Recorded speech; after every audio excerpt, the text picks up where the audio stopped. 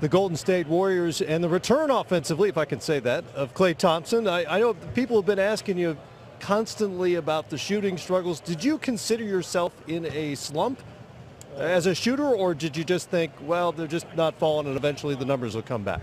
They'd come back. I always believe in that. And when you're winning, it's easy to avoid a slump, you know? So I wasn't complaining and just got to stick with it. And for me, I've been in this league too long.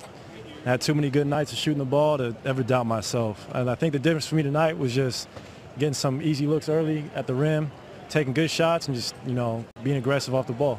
I think for me, all through the year, you basically have a new player on your team. Not saying your shooting is obviously, if it's either you or Steph or Durant as the best shooters in the world. We all know that. Are there different shots, though? Now that Durant are there, are they easier? Are they more difficult? Some are in rhythm, out of rhythm that you used to. Did you have to make an adjustment or not? I did, especially during the beginning of the year, but I think in the playoffs there's a little more adjustment too because the game shrinks.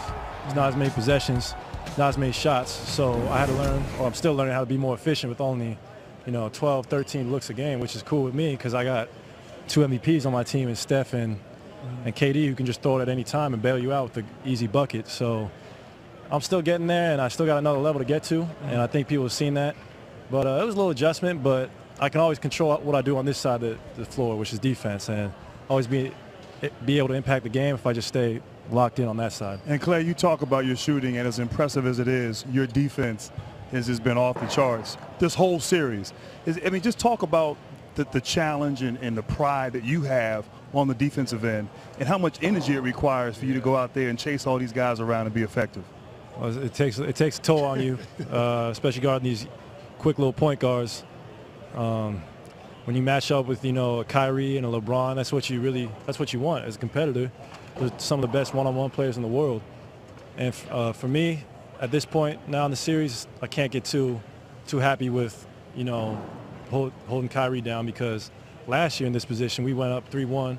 I thought I was playing him great. Next game he goes for 41, and LeBron has 42. So it's easy to be satisfied, but I'm not satisfied either. I'm still hungry and got to keep up this, my motor on the defensive end, and I'll try and make it tough on them because they're going to make shots. You just can't get deflated. Jerry West and I were talking, and we were talking about you as you were warming up in Game 1. And he pointed to you and he said, that's probably one of the most conscientious players that we have on the offensive side and the defensive side. And he said he spent some time talking to you about your shot, confidence, and everything else.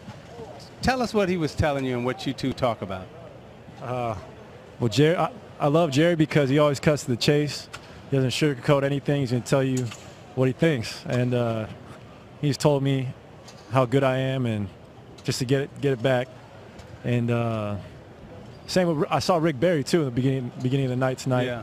And he's the same way. It's something about those old school dudes. And he told me, hey, just get a couple easy looks, get to the free throw line. No one can stop you. And to hear those two have that kind of confidence in you, it helped me a lot.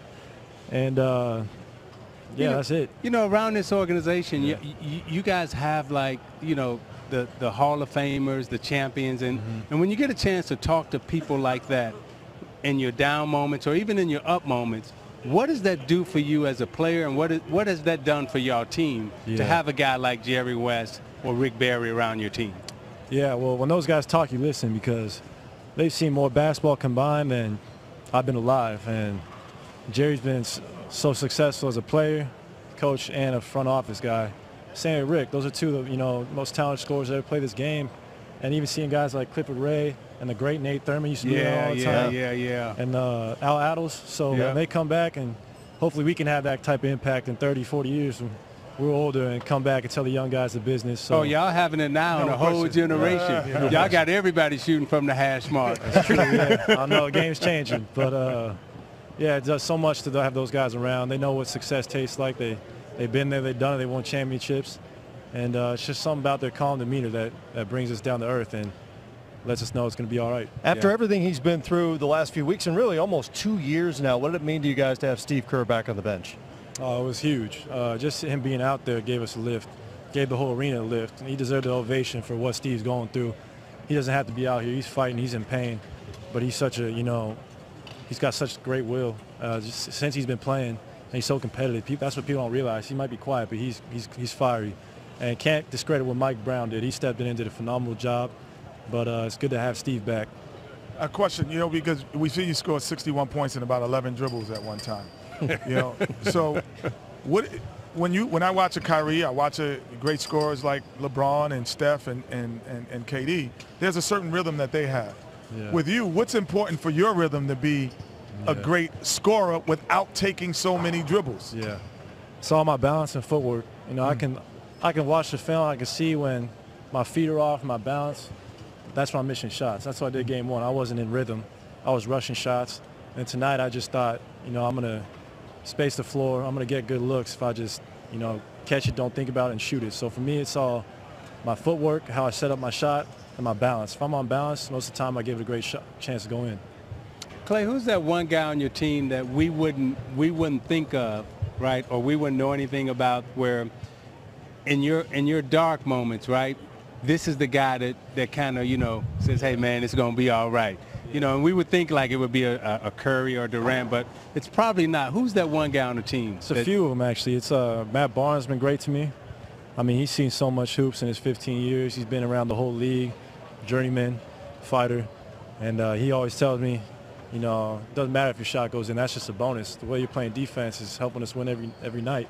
Yeah. And same with, a guy like Zaza who can make light of every situation. And the whole coaching staff. Zaza's a jokester? Zaza is a jokester. You caught me with that one. You were right, Isaiah. I would have never thought that one. Yeah. He's top. He's Shaq and MVP for a reason, right? Or he's about to be. Yeah, he's about to be. So he's a jokester. No doubt. Clay, I'm glad we don't have to talk about the slump thing anymore.